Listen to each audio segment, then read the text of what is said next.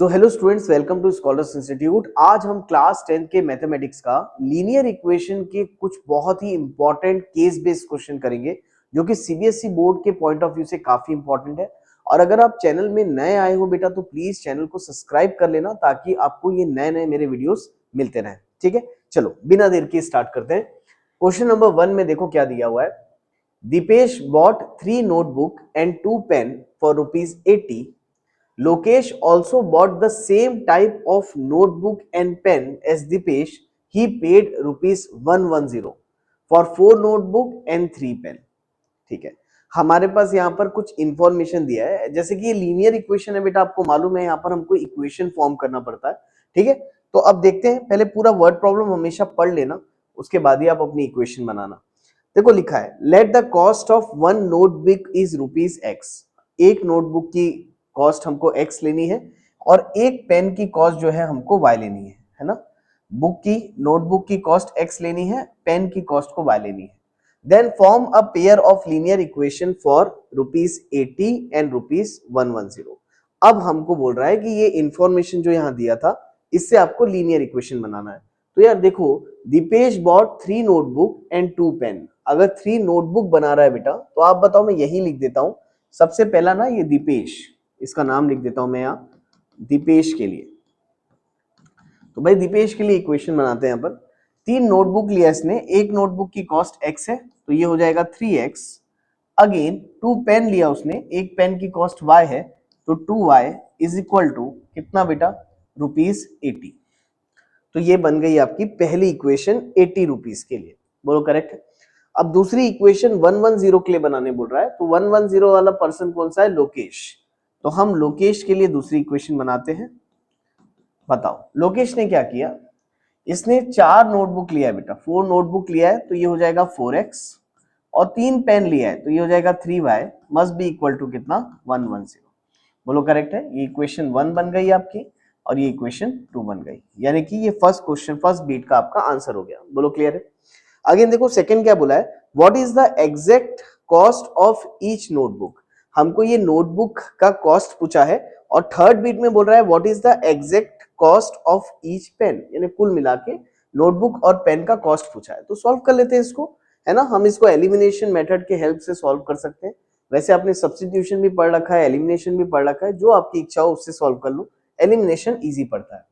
देखो ये 3x plus 2y है, ये 4x प्लस 3y है।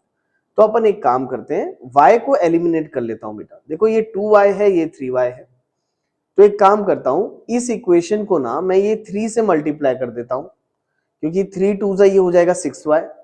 और इस इक्वेशन को मैं 2 से मल्टीप्लाई कर देता हूं, क्योंकि 2 3 हो जाएगा 6y। तो कहीं ना कहीं y कैंसिल हो जाएगा। तो अब एक काम करते हैं, फर्स्ट इक्वेशन को हम 3 से मल्टीप्लाई करते हैं, और उसको मैं यहां लिख देता हूं। देखो क्या होगा, 3 से मल्टीप्लाई करेंगे तो 3 3 9x plus 3 2 6y plus 3 8 24 to 240। Again second equation को 2 से मल्टीप्लाई करते हैं, तो 4 2 8x plus 2 3 6y। Again 2 into 110 220 हो जाएगा। बोलो करेक्ट है। अब अगर मैं इक्वेशन को सब्सट्रैक्ट कर रहा हूं बेटा, तो मुझे साइन चेंज करनी पड़ेगी। Plus will become minus, plus will become minus, plus will become minus. तो plus 6y minus 6y will get cancel out. बोलो करेक्ट है यहां तक, है ना। फिर 9x में से अगर 8x को मैं माइनस करूंगा, तो 9x माइनस 8x हो जाएगा x is equal to 240 minus 220 करोगे, है ना, तो ये तो 0 हो गया, तो कितना आ जाएगा 20। तो बताओ हमारा x कितना आ गया, 20। और x क्या था बेटा, x था नोटबुक का कॉस्ट, यानी कि मेरा ये सेकंड बीट बन गया। बोलो करेक्ट है। सेकंड बीट का आंसर हमारा कितना आ गया, x इज इक्वल टू कितना, 20 रुपीज एक नोटबुक की कॉस्ट है। थर्ड बोला है what is the exact cost of each pen. तो भाई कोई दिक्कत नहीं है, x की वैल्यू आ गई है, किसी भी एक इक्वेशन में रख देते हैं, y की भी वैल्यू आ जाएगी। जैसे मान लो मैं फर्स्ट इक्वेशन में रख देता हूं x की वैल्यू, तो 3 इंटू x कितना आया 20 plus 2y is equal to 80। तो 3 इंटू 20 कितना हो जाएगा बेटा, 60 plus 2y is equal to 80। 60 को उधर ट्रांसफर करते हैं, तो 2y is equal to 80 minus 60, तो 2y इज इक्वल टू 20। तो y is equal to 20 by 2 तो अगेन 2 1 जा 0, तो y इज इक्वल टू कितना आ गया 10। तो यहां पर हमको एक पेन की कॉस्ट भी निकल गई, कितनी 10 रुपीज। तो ये मेरा थर्ड बीट का आंसर आ गया। बोलो करेक्ट है ना? तो थर्ड बीट का आंसर कितना आ गया, y is equal to 10। Exam में आप इंडिविजुअल सॉल्व करना, इसके नीचे पहले आप फर्स्ट करके, है ना, ये फर्स्ट है बेटा, फर्स्ट करके ये हो गया आपका आंसर। फिर आप सेकंड करके बताओगे कि मल्टीप्लाई बोथ साइड बाय 2, या इस इक्वेशन में 2 से मल्टीप्लाई किया, इस इक्वेशन में 3 से किया। याद रखना बेटा, ये एमसीक्यूज नहीं है, केस बेस्ड क्वेश्चन को सॉल्व करके आपको एग्जाम में दिखाना है। तो ये सारे स्टेप्स आप एग्जाम में दिखाओगे, करेक्ट है। फिर what is the exact cost of each pen, तो भाई ये कैलकुलेशन करके इसके नीचे आप दिखाना एग्जाम में, ठीक है। तो होपफुली आपको अच्छे से समझ में आ गया होगा, वेरी इजी क्वेश्चन। देखो थर्ड, इसका एक और वाला पार्ट है, ये भी कर लेते हैं। What is the total cost if they will purchase the same type of 15 notebook and 12 pen? तो भाई टोटल कॉस्ट क्या होगी अगर 15 नोटबुक और 12 पेन दिया होगा। अब देखो क्या गधा वाला काम किया। अब एक बात बताओ, जब मैं पेन और नोटबुक की कॉस्ट निकाल ही लूंगा तो मैं और वाला अटेम्प्ट ही क्यों करूंगा। फिलहाल हम यहाँ कर लेते हैं। 15 नोटबुक और 12 पेन का मतलब 15x प्लस 12y। पुट करो x और y की वैल्यू आपको मालूम है, बताओ क्या हो जाएगा। 15 इंटू एक्स कितना है बेटा, x है 20 प्लस 12 इंटू वाई है 10। मल्टीप्लाई कर लेते हैं यार, 15 टू सा कितना होता है 30, तो ये 300 हो जाएगा, प्लस 12 इंटू 10 कितना हो जाएगा 120। बोलो करेक्ट है। और 300 प्लस 120 अगर मैं करूं तो मेरा यहाँ कितना आ जाएगा, बताओ बेटा 420। तो इसका आंसर आ जाएगा ₹420। That is your answer of this bit. बोलो क्लियर है, वेरी इजी क्वेश्चन, बिल्कुल आराम से बन गया होगा। हर लेक्चर की तरह मैं फिर से बोलता हूं आपको, अगर बोर्ड एग्जाम की प्रिपरेशन कर रहे हो तो पेन पेपर लेके बैठा करो और वीडियो को पॉज करके एक बार बनाओ बेटा। इससे अच्छी बात क्या हो सकती है कि इंपॉर्टेंट क्वेश्चंस आपको खुद मैं यहाँ पर सामने पोस्ट कर दे रहा हूँ, तो आपको ढूंढने की भी जरूरत नहीं है। वीडियो लेक्चर ओपन करो, आराम से बनाओ, नहीं बनेगा तो लेक्चर से समझ लेना, है ना। इससे कन्वीनियंट स्टडी तो कुछ भी नहीं हो सकती आपके लिए, ठीक है। चलो एक बार बुक से बनाओगे तो नहीं बनेगा, तो समझने में टाइम भी लग सकता है खुद से। यहाँ तो नहीं बनेगा तो वीडियो को पॉज करके आप फास्ट फॉरवर्ड में भी देख सकते हो, राइट। लेकिन पहला अटेम्प्ट खुद से बनाना चाहिए आपको। चलो move on to the question number 2। Hopefully clear होगा फर्स्ट क्वेश्चन। देखो सेकंड केस बेस्ड क्वेश्चन क्या दिया है बेटा। A test consist of true और false question. 1 mark is awarded for every correct answer while 1/4 marks is deducted for every wrong answer. A student knew answers to some of the questions. Rest of the questions he attempted by guessing. He answered 120 questions and got 90 marks. उसने 120 questions total attempt किए थे जिसमें उसको 90 marks मिले। ठीक, देखो यहाँ पर अच्छे तरीके से बता भी दिया है टाइप ऑफ क्वेश्चन, है ना। करेक्ट के लिए उसको 1 मार्क्स मिलेंगे और अगर उसने रॉन्ग किया होगा तो डिडक्ट होगा 0.25 मार्क्स, यानी कि 1/4 marks. Now if answer to all question he attempted by guessing were wrong, then how many questions did he answer correctly. अब देखो क्वेश्चन क्या पूछा है, थोड़ा सा अच्छे से समझो। अब देखो बोला है if answer to all questions he attempted by guessing. अब जितने भी क्वेश्चंस वो गेसिंग से बनाया है, अगर वो सारे के सारे रॉन्ग हो जाते तो उसका स्कोर कितना आता। Then how many questions did he answer correctly, sorry वो कितने क्वेश्चंस करेक्टली बनाया होता, ये आपको निकालना है। अब निकालेंगे कैसे, पहले ना यार क्वेश्चन को अच्छी तरीके से एक बार और पढ़ लेते हैं, समझ लेते हैं, इक्वेशन बना लेते हैं। देखो दिया है टेस्ट है ट्रू फॉल्स क्वेश्चन का, 1 marks is awarded for correct answer. तो यार मैं एक काम करता हूं ना, यहाँ पर एक इक्वेशन बनाते हैं बेटा, ठीक है। चलो एक इक्वेशन बनाते हैं। मैं एज्यूम कर लेता हूं कि लेट टोटल करेक्ट क्वेश्चन, उसने करेक्ट क्वेश्चन किए होंगे, question be X, correct question कितने किए होंगे उसने attempt, let it be X, और टोटल इनकरेक्ट क्वेश्चन को ले लेते हैं बी वाई। करेक्ट क्वेश्चन को मैंने x ले लिया और इनकरेक्ट क्वेश्चन को मैं y ले लेता हूं। और मुझे मालूम है अच्छी तरीके से हर एक करेक्ट क्वेश्चन करने का उसको 1 मार्क्स मिलेगा। तो 1 इंटू एक्स, और हर गलत क्वेश्चन करने के लिए उसका मार्क्स डिडक्ट हो रहा है। और कितना डिडक्ट हो रहा है? 0.25 डिडक्ट हो रहा है। बोलो करेक्ट है? या उसको 1/4 भी बोल सकते हो। तो मैं यहां लिख देता हूं -1/4 y, है ना। माइनस साइन क्यों लगाया बेटा? क्योंकि मार्क्स डिडक्ट हो रहा है। तो ऐसा करके उसका जो टोटल स्कोर आया था वो 90 मार्क्स का आया था। बोलो करेक्ट और नॉट, है ना। अब 1/4 की जगह 0.5 लिखना चाहो तो 0.5 भी लिख सकते हो, है ना। मैं 0.5 भी लिख देता हूं, चलो जैसा आपको सहूलियत हो। मैं 0.25 हो गया ना, कितना 1/4 यानी कितना हो गया 0.25। 25y इज इक्वल टू कितना 90। अब यहां पर चीजों को समझो। आपको क्वेश्चन ऊपर दिया हुआ था, क्वेश्चन होपफुली आपने अच्छे से पढ़ा होगा। He answered 120 question, total question कितने आंसर किया उसने? 120, और 90 मार्क्स उसको मिले थे। तो ये जो पहला इक्वेशन जो मैंने बनाया ना बेटा, ये जो फर्स्ट इक्वेशन मैंने बनाया, ये मैंने मार्क्स का बनाया कि करेक्ट क्वेश्चन का 1 मार्क्स, इनकरेक्ट का डिडक्ट होने के बाद उसको 90 मार्क्स मिले। This will be your equation number 1। Equation number 2 क्या आएगा आपको मालूम है? उसने टोटल, हमारे टोटल 120 क्वेश्चन थे, तो उसने सही क्वेश्चन और गलत क्वेश्चन मिला करके, यानी कि x प्लस वाई ये मिला करके उसने कितने क्वेश्चंस किए? 120 क्वेश्चन किए। ये आपका बना इक्वेशन नंबर 2। बोलो क्लियर है? अब देखो एक बार इक्वेशन बना लोगे ना तो एक अलग सा कॉन्फिडेंस आ जाएगा। अब देखो आपको बहुत आसान लगेगा। आप बताओ क्या एलिमिनेशन मेथड से हम ये x को एलिमिनेट कर सकते हैं? और अगर एलिमिनेशन मेथड से x को एलिमिनेट कर सकते हैं तो बिल्कुल x और y की वैल्यू निकल जाएगी, हमारा लगभग पूरा क्वेश्चन बन जाएगा। मैं काम करता हूं, ये दोनों इक्वेशन को सब्सट्रैक्ट कर देता हूं, क्योंकि ये 1x है, ये भी 1x है, तो भाई ये माइनस कर दिया। सब्सट्रैक्ट करने से ना साइन चेंज होती है, तो plus will become minus, plus will become minus, again plus will become minus. तो देखो होगा क्या, ये 1x ये -1x will get cancel out, -0.25y plus 1y कुछ भी नहीं है तो इसका मतलब 1। बोलो करेक्ट है? ये सॉरी -1, -0.25 -1, तो भाई माइनस माइनस प्लस होता है, तो भाई 1 प्लस 0.25 कितना हो जाएगा बेटा? 1.25। बोलो करेक्ट है? लेकिन साइन नेगेटिव की ही आएगी, ठीक है।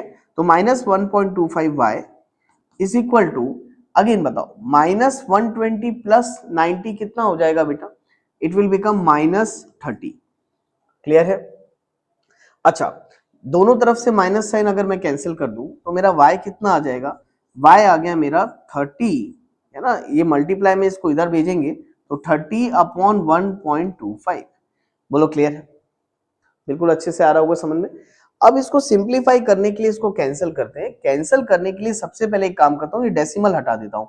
डेसिमल के बाद यहाँ 2 नंबर है, तो मैं लिख सकता हूँ y is equal to 30 into 100/125। Junior section में आपने डेसिमल हटाना सीखा होगा। पॉइंट के बाद 2 नंबर है, इसको हटाऊंगा तो ऊपर 100 चला जाएगा। अब इसको 5 से कैंसिल कर दो बेटा। अब अगर मैं इसको 5 से कैंसिल करूं तो आप बताओ क्या आ जाएगा? देखो 5 2 जा 10, 0, 5 2 जा 10, 5 5 जा 25, again 5 4 जा 20, 5 5 जा 25, again 5 1 जा 5, 5 6 जा 30, तो 4 6 जा, तो y कितना आ गया? 4 6 जा कितना? 24। तो आप बता सकते हो मैंने y को क्या लिया था? Incorrect question. तो टोटल कितने इनकरेक्ट क्वेश्चन उसने सॉल्व किया होगा एग्जाम में? 24 क्वेश्चन वो इनकरेक्ट अटेम्प्ट किया है। तो कितने करेक्ट क्वेश्चन अटेम्प्ट किया है, क्या ये भी निकाल सकते हैं? बिल्कुल आराम से निकल जाएगा। आप बताओ ये y को किसी भी एक इक्वेशन में रख दो, ये इक्वेशन आसान है, यहां रख देते हैं। ये इक्वेशन है हमारी x plus Y is equal to 120। तो भाई हमारा y आया है 24, तो x plus 24 is equal to 120। आप ये 24 को इधर ट्रांसफर कर दो बेटा, तो x is equal to 120 minus 24। तो यार देखो 120 माइनस 24 कितना होगा?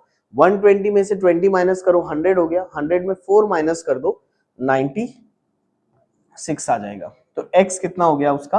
96। यानी कितने करेक्ट क्वेश्चन उसने अटेम्प्ट किए? 96 क्वेश्चन उसने करेक्ट अटेम्प्ट किए। बोलो क्लियर है? तो एक बार अगर आपका करेक्ट क्वेश्चन और इनकरेक्ट क्वेश्चन आ गया ना कि उसने कितने कितने किए, तो बाकी चीजों के आंसर करना कोई बड़ी बात नहीं है।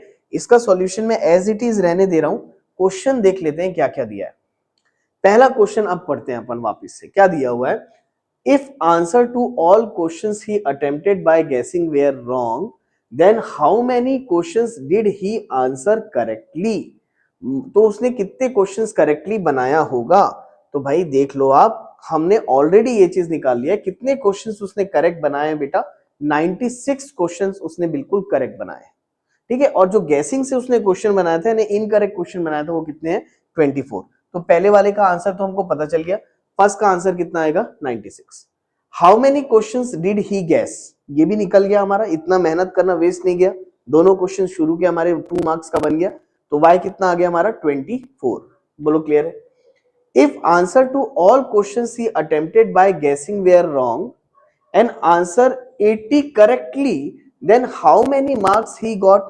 वो बोल रहा है कि मान लो अगर उसने सिर्फ 80 करेक्ट आंसर किए, बाकी सारे रॉन्ग किए, तो उसको कितना मार्क्स मिलेगा। तो यार एक बात बताओ, इसको भी यहीं अपन सॉल्व करते हैं, ठीक है ना। भले वो अगला बिट है, एक्चुअल में नेक्स्ट केस दे दिया आपको बना के, एक अलग सा केस दिया है। वो बोल रहा है मान लो कितने करेक्ट क्वेश्चन किया उसने, मान लो उसने 80 करेक्ट क्वेश्चन किया, तो यार इनकरेक्ट क्वेश्चन कितने करेगा बेटा, आप बता दो। भाई टोटल क्वेश्चन तो 120 है ना, 120 टोटल क्वेश्चन है, उसमें से अगर मान लो 80 उसने करेक्ट किया है, तो इनकरेक्ट कितने किया है, 40 इनकरेक्ट करेगा। अब वो पूछ रहा है भाई कि तो बताओ इसका टोटल मार्क्स क्या होगा, तो एकदम बच्चों वाला क्वेश्चन पूछ दिया वो हमसे, यार तुम बताओ तो इसका टोटल मार्क्स कितना होगा। अब मैं अगर बोलूं आपको कि टोटल मार्क्स बता दो, भाई बता दो। अब करेक्ट क्वेश्चन के लिए 1 मार्क्स मिल रहा था, तो 1 इंटू 80 प्लस इनकरेक्ट क्वेश्चन के लिए माइनस हो रहा था, है ना, तो मैंने यहाँ प्लस लिख दिया, ये माइनस होगा, माइनस 1/4 ऑफ 40, क्योंकि एक गलत करने का 1/4 है, तो 40 गलत करने का 1/4 हो जाएगा। तो अगेन 4 1 जा 0, तो बताओ ये कितना हो गया, 80 माइनस 10 कितना हो गया, 70 मार्क्स। बोलो कितने मार्क्स आएंगे उसके, 70 मार्क्स। तो ये कौन से बीट का आंसर हो गया बेटा, ये इसके थर्ड बीट का आंसर हो गया, है ना। होपफुली आपको बिल्कुल अच्छे से समझ में आ रहा होगा, बिल्कुल बढ़िया क्वेश्चन है ना। इसी टाइप के ही क्वेश्चंस आप एग्जाम में भी एक्सपेक्ट करोगे, इससे ज्यादा क्या एक्सपेक्ट कर लोगे, बहुत अच्छा केस बेस्ड क्वेश्चन है। इस टाइप के क्वेश्चंस बन रहे हैं तो समझ जाओ आपसे एग्जाम में भी बन जाएगा। लास्ट क्वेश्चन एक और दिया है, इसको भी देख लेते हैं।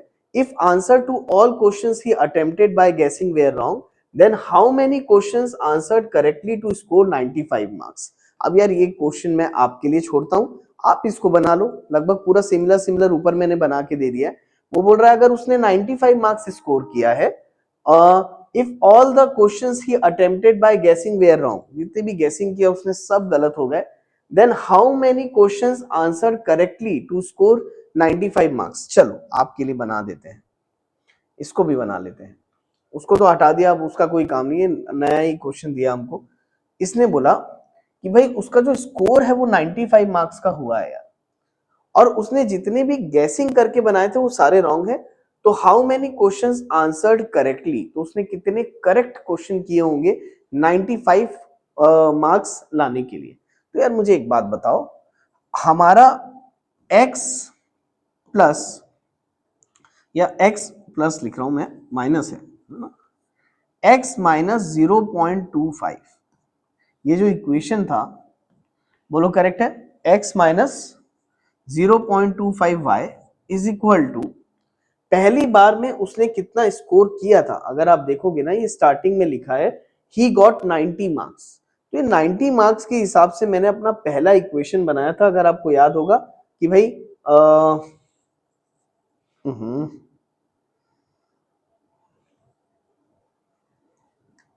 तो मैंने अपना पहला इक्वेशन बनाया था कि x minus 0.25y is equal to 90, ये मैंने पहला इक्वेशन बनाया था। लेकिन अब यहाँ पर क्या बोल रहा है कि उसने कितना स्कोर किया है, उसने कितना स्कोर किया, 95 मार्क्स स्कोर किया, तो भाई इसको इक्वल कर दो 95 के। बोलो क्लियर है। अब वो पूछ रहा है कि मान लो गैस करने वाले सारे क्वेश्चन गलत होंगे, तो उसने कितने करेक्ट क्वेश्चन उसने अटेम्प्ट किया, तो भाई फिर से आपको निकालना पड़ेगा बेटा, ये बहुत बड़ा क्वेश्चन हो गया। टोटल क्वेश्चन ऑलरेडी हमको मालूम है x प्लस वाई कितना है, 120, तो अगेन मालूम है आपको ये क्वेश्चन बनाना ही बेवकूफी है, ऊपर के 3 क्वेश्चन करना ज्यादा बेनिफिशियल है। वो इसलिए क्योंकि इस क्वेश्चन का अगर आपको आंसर करना है तो वापस से एलिमिनेशन मेथड से x और y निकालने पड़ेंगे, क्योंकि एक इक्वेशन बदल गई यहाँ पर, यहाँ बोल रहा है अब उसका स्कोर बदल दिया ना, पहले स्कोर 90 था तो हमने उसके हिसाब से XY निकाला था, या स्कोर 95 कर दिया।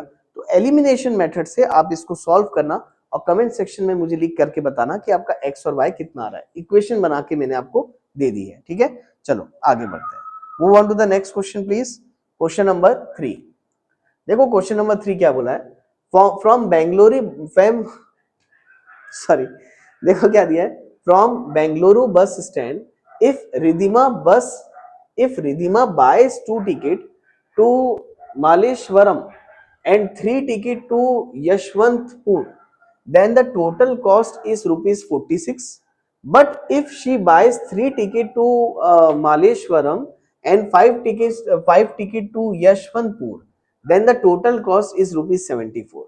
Consider the fares from Bengaluru to Malleshwaram and from Bengaluru to Yashwantpur as rupees X and rupees Y respectively. Then answer the following question. देखिए बहुत साउथ के वर्ड ना थोड़े से, ठीक है। तो भाई एक बात बताओ मुझे,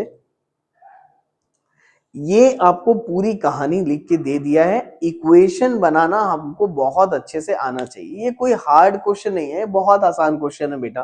पहले ना इक्वेशन बना लेते हैं, क्योंकि कुल मिला के वही काम करना है, इक्वेशन बनाना है और सॉल्व करना है।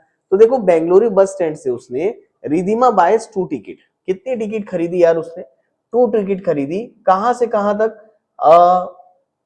बेंगलुरु से मालेश्वरम तक की 2 टिकट खरीदी। अब ये बेंगलुरु टू मालेश्वरम को वो क्या कंसीडर किया है, देखो बेंगलुरु टू मालेश्वरम को उसने टिकट को x कंसीडर किया है, रुपीस x, बोलो करेक्ट है।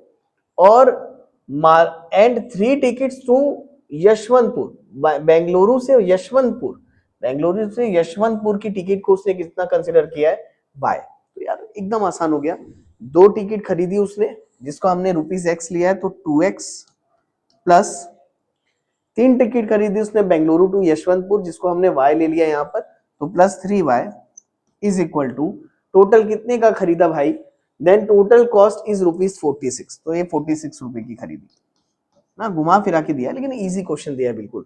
If she buy 3 tickets to ये 5 टिकट टू ये, तो भाई अगर ये 3 टिकट खरीद लेती, ये वाली 5 टिकट खरीद लेती, तो टोटल कॉस्ट उसका कितना आ रहा है 74। Late it B equation number 2। कहीं ना कहीं आपको एलिमिनेशन मेथड से वो सॉल्व कराएगा। आप देखो क्या बोला है, right the linear equation in 2 variable for first situation. हमने क्वेश्चन नंबर 1 बना दिया, ये दोनों लीनियर इक्वेशन बनेंगे। From the linear equation in 2 variable for the second situation. अच्छा, ये फर्स्ट सिचुएशन का हो गया बेटा पहला आंसर, ये तो एकदम लड्डू हो गया है। सेकंड सिचुएशन यानी इक्वेशन 2 बनाने बोल रहा था, हमने दोनों बना दिया, ठीक बात है। Now find the fare from Bengaluru to Malleshwaram, है ना, और फेयर फ्रॉम, दोनों ही निकलेगा ना यार। अब मैं इसको सॉल्व करूंगा तो एक थोड़ी ना निकलेगा, दोनों ही निकलेगा, है ना। चलो निकाल देते हैं, दोनों ही एक साथ सॉल्व हो जाएगा। इसको एलिमिनेशन मेथड से सॉल्व करना है, वेरी इजी क्वेश्चन। अब मुझे बताओ क्या करना चाहिए, x के कोऑर्डिनेट को सेम कर देते हैं, आसान पड़ेगा। ये 3 है ना, इसको ले जाके इधर मल्टीप्लाई कर दो, और ये 2 है ना, इसको ले जाके इधर मल्टीप्लाई कर दो। चलो करते हैं, बताओ क्या हो जाएगा। यहां करते हैं, है ना, ये x का कोफिशिएंट 3 है ना, ये इसमें मल्टीप्लाई कर दो बेटा। 3 2 जा कितना हो जाएगा 6x, अगेन 3 3 जा कितना हो जाएगा 9y, अगेन बताओ 3 6 जा 18, 1 3 4 जा 12 एंड 1 13। बोलो क्लियर है। अगेन ये x का कोफिशिएंट 2 है, इसमें पूरे इक्वेशन में 2 मल्टीप्लाई कर दो, तो 3 2 जा कितना हो जाएगा 6x, अगेन 2 5 जा कितना 10y, अगेन 2 4 जा 8, 2 7 जा 14। बोलो क्लियर है यहां तक, अच्छे से आया समझ में। अब इसको सब्सट्रैक्ट कर देते हैं, सब्सट्रैक्ट करेंगे तो x एलिमिनेट हो जाएगा। चलो सब्सट्रैक्ट करते हैं, ये हो गया माइनस, ये हो गया माइनस, ये हो गया माइनस, तो 6x माइनस 6x कैंसिल हो जाएगा। 9y minus 10y become minus y, और 148 में से 38 माइनस करना है, तो भाई 8 8 गया 0, 4 में से 3 गया 1 1 1 0, तो ये माइनस 10 आ रहा है, तो माइनस माइनस कट जाएगा, तो y इज इक्वल टू कितना आ गया 10 रुपीज। तो भाई कम से कम एक फेयर निकल गया, और एक फेयर निकला तो फटाक से हमारा ये आंसर आ गया, ठीक है।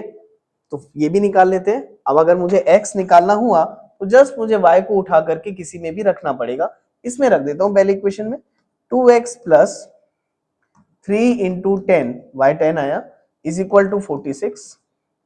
तो 2x इज इक्वल टू 3 10 30, उधर चला जाएगा, 46 माइनस 30, तो 46 माइनस 30 कितना हो जाएगा बेटा, 16 हो जाएगा, राइट। तो x इज इक्वल टू आ जाएगा 16/2, 2 8 जा 16, तो x इज इक्वल टू कितना आ जाएगा 8। होपफुली आपको बिल्कुल अच्छे से क्लियर हो गया होगा, है ना।